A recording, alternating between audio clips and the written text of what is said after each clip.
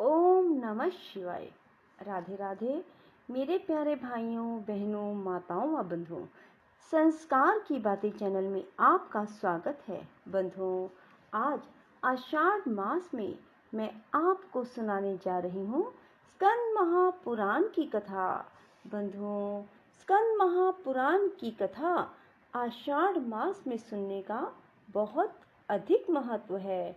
बंधुओं, यदि आपने हमारे YouTube चैनल संस्कार की बातें अब तक सब्सक्राइब नहीं किया तो ज़रूर करें और बेल आइकॉन दबाना ना भूलें, ताकि आपको हमारी आने वाली सभी वीडियोस की जानकारी सबसे पहले हो सके। बंधुओं, वीडियो को पूरी सुनने के बाद कमेंट बॉक्स में जय शिव शंकर भोलेनाथ जरूर लिखें। बोलो शिव शंकर भोलेनाथ की जय। सूत जी कहते हैं, फागुन मास में कृष्ण पक्ष की चतुर्दशी का उपवास अत्यंत दुर्लभ है।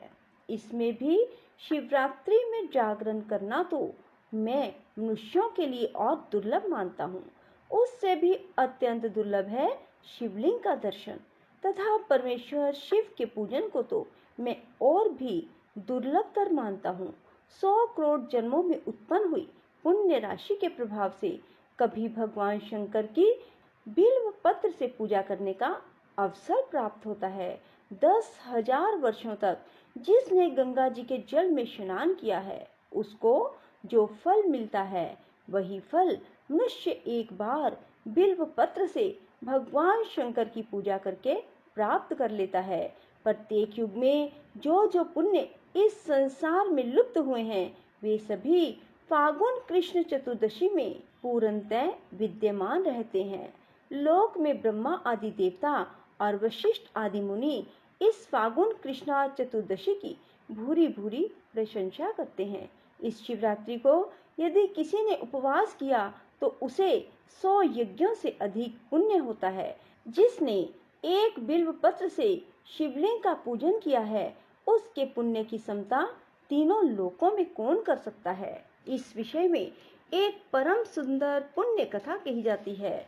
इक्ष्वाकु वंश में मित्रसह नाम से प्रसिद्ध एक परम धर्मात्मा राजा हो गए। वे समस्त धनुधारियों में श्रेष्ठ, सब अस्त्र शास्त्रों के ज्ञाता, शास्त्रज्ञ, वेदों के पारंगत विद्वान, शूरवीर, अत्यंत बली, उत्साही, नित्य उद्योगी और दया के निधान थे। राजा को शिकार खेलने का व्यसन था। एक दिन उन्होंने अपनी बहुत बड़ी सेना साथ लेकर भयंकर वन में प्रवेश किया और वहां बहुत से व्याघ्र, जंगली सूर और सिंहों को अपने बाणों से बीन डाला। राजा मित्र सह रथ पर सवार हो कवच से सुरक्षित होकर वन में विचर रहे थे।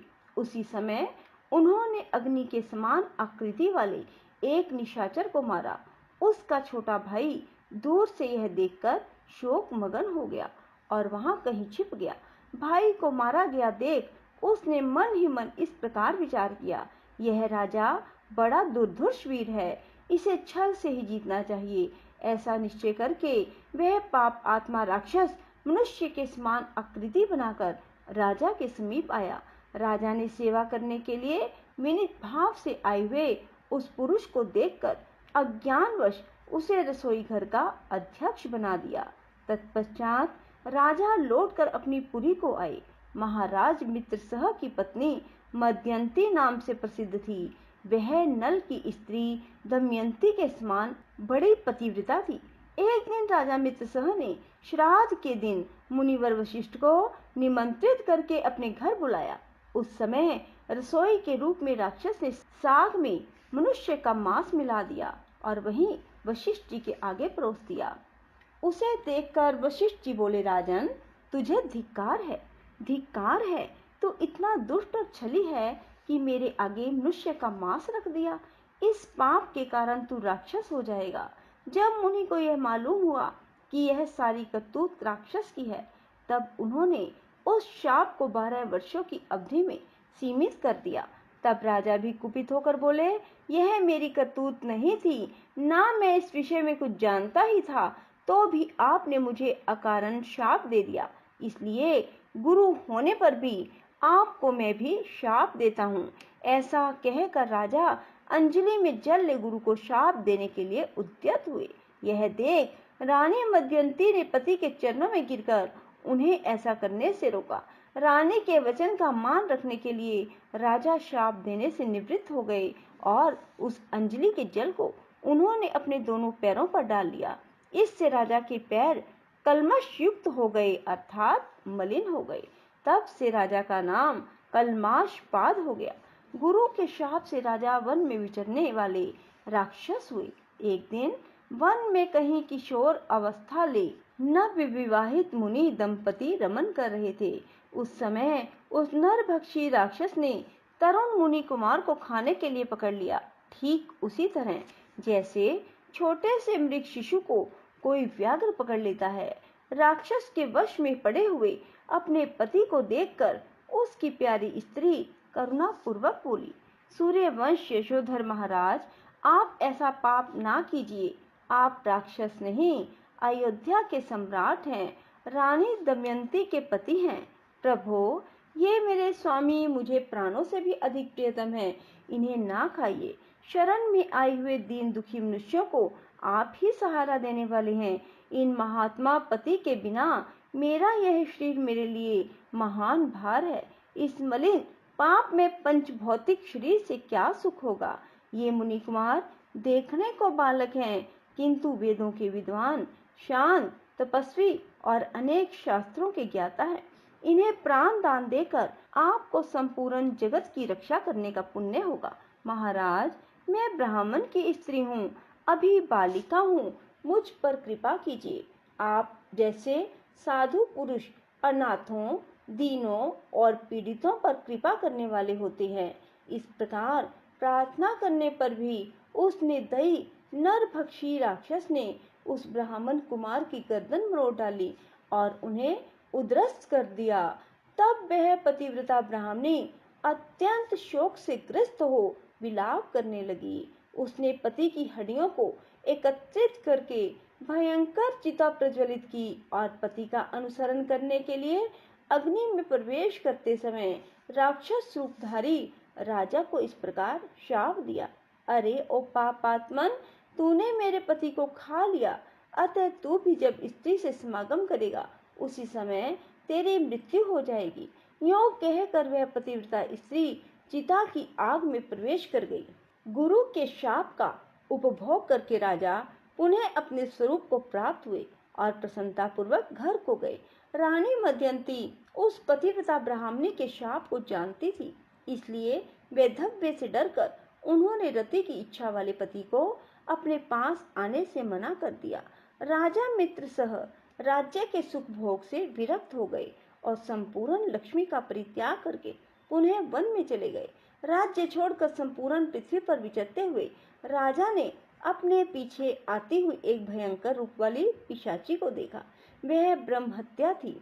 श्रेष्ठ मुनियों के उपदेश से राजा ने उस ब्रह्म हत्या को पहचाना। उसके निवारण के लिए विरक्त चित्त वाले राजा ने अनेकों वर्षों तक बहुत से क्षेत्रों में विचरण किया। फिर भी जब ब्रह्म हत्या निवृत्त नहीं हुई तब वे मिथिला में आए। उसी समय उधर आते हुए निर्मल अंतःकरण वाले गौतम मुनि को उन्होंने देखा और उनके समीप जाकर बार बार प्रणाम किया। तब मुनिश्रेष्ठ गौतम ने राजा को आशीर्वाद दे मंद मंद मुस्कुराते हुए कहा, राजन, तुम्हारे यहाँ कुशल तो है ना? तुम्हारे राज्य में कोई विघ्न बाधा तो नहीं है? राजा ने कहा, ब्राह्मण, आपकी कृपा से हम सब लोग कुशल से हैं, परंतु यह भयंकर रूप वाली पिशाची हमें बड़ा दुख देती है। शाप ग्रस्त होकर हमने जो दुर्लंघ्य पाप कर डाला है उसकी शांति सहस्रों प्रायश्चितों से भी नहीं हो रही। आप प्रेम पूर्वक संभाषण करके मेरे चित्त को आनंदित कर रहे हैं। महाभाग, आज अपने चरण कमलों की शरण में आए हुए मुझ पापी को शांति प्रदान कीजिए, जिससे मुझे सुख मिले। तब करुणानिधि गौतम जी ने कहा, राजेंद्र, तुम्हें साधुवाद है। अब अपने महान पापों से होने वाले भय को त्याग दो। जब भगवान शंकर रक्षा करने वाले हैं तब उनकी शरण में आए हुए भक्तों को कहां से भय हो सकता है।